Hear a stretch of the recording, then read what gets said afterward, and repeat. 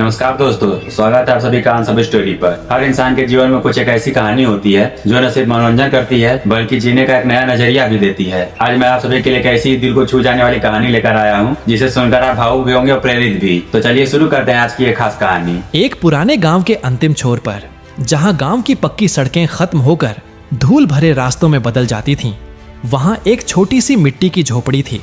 उस झोपड़ी में एक बूढ़ी अम्मा अकेले रहती थीं। उनके पास संपत्ति के नाम पर बस कुछ बर्तन और एक पुरानी पीतल के हैंडल वाली मिट्टी की लालटेन थी। हर शाम जैसे ही आसमान का रंग नारंगी से गहरा नीला होने लगता, अम्मा एक नियम का पालन करती। वह बड़े जतन से लालटेन की कांच साफ करती, उसमें तेल डालती और उसे जलाकर अपनी झोपड़ी की एकमात्र खिड़की पर रख देती। उनकी यह खिड़की एक ऐसे तंग और ऊबड़ खाबड़ रास्ते की ओर खुलती थी जो पहाड़ियों और खेतों से होकर गुजरता था। वहां न तो नगर निगम की लाइटें थीं और न ही चांदनी हर रात साथ देती थी। एक दिन गांव के कुछ नौजवान जो अक्सर अम्मा को तेल बचाते देखने की सलाह देते थे, उनके पास आए। उन्होंने कौतूहलवश पूछा, अम्मा, आप अपनी मेहनत की कमाई का तेल इस लालटेन में जलाकर खिड़की पर क्यों रख देती हैं? आपके घर के अंदर तो अंधेरा रहता है और बाहर की रोशनी का आपको कोई लाभ नहीं। क्या यह तेल की बर्बादी नहीं है? आखिर आपको इससे क्या मिलता है? अम्मा की आंखों में एक सौम्य चमक उभरी। उन्होंने एक ठंडी सांस ली और मुस्कुराते हुए बोली, मेरे बच्चों, यह रोशनी मेरे लिए है ही नहीं।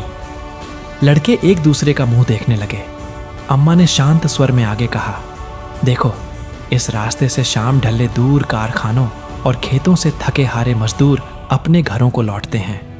दिन भर की हाथ मेहनत के बाद जब वे अंधेरे में यहाँ से गुजरते हैं तो अक्सर ठोकर खाकर गिर जाते हैं। तो दोस्तों, अगर आपको यह कहानी पसंद आ रही हो और आप सभी ऐसी और बेहतरीन कहानियां सुनना चाहते हैं तो अभी हमारे चैनल आंसर स्टोरी को सब्सक्राइब कर ले। आपका एक छोटा सा सपोर्ट हमें ऐसी कहानियां लाने के लिए प्रेरित करता है। तो चलिए अब देखते हैं कि कहानी में आगे क्या हुआ। या झादियों में छिपे कांटों से लहू लुहान हो जाते हैं।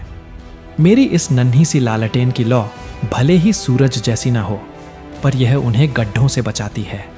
सबसे बड़ी बात, यह रोशनी उन्हें दूर से ही दिखने लगती है और उन्हें यह सुकून देती है कि कोई उनके सुरक्षित लौटने की कामना कर रहा है। उनकी राह थोड़ी आसान हो जाए, मेरे लिए यही सबसे बड़ा प्रतिफल है। दशकों बीत गए, मौसम बदले, पीढ़ियां बदलीं और अम्मा अब बहुत वृद्ध हो गई थीं। उनके हाथ कांपते थे, पर शाम होते ही वह लालटेन जलाना कभी नहीं भूलती थीं। फिर एक ऐसी रात आई जब खिड़की पर रोशनी नहीं हुई।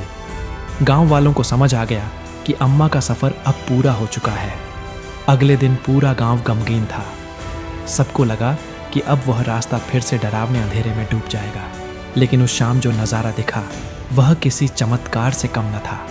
सूरज ढलते ही अम्मा की उस सूनी खिड़की के पास एक दो नहीं बल्कि सैकड़ों लालटेनें और दिए टिमटिमाने लगे। गांव का हर वह इंसान, चाहे वह कोई मजदूर हो, राहगीर हो या वही शरारती लड़के, अपनी अपनी जलती हुई लालटेन लेकर वहां पहुंच गया था।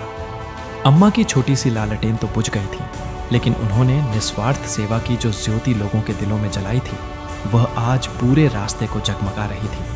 तो दोस्तों, यह थी आज की कहानी। हमें उम्मीद है कि इस कहानी ने आपके दिल को छुआ होगा और आपको एक नई सीख दी होगी। आपको इस कहानी का सबसे अच्छा हिस्सा कौन सा लगा, हमें कमेंट करके जरूर बताएं। अगर वीडियो अच्छा लगा हो तो इसे लाइक करके हमारे चैनल आंसर स्टोरी को जरूर सब्सक्राइब कर लें। मिलते हैं अगली एक और शानदार कहानी के साथ। तब तक खुश रहिए और देखते रहिए आंसर स्टोरी।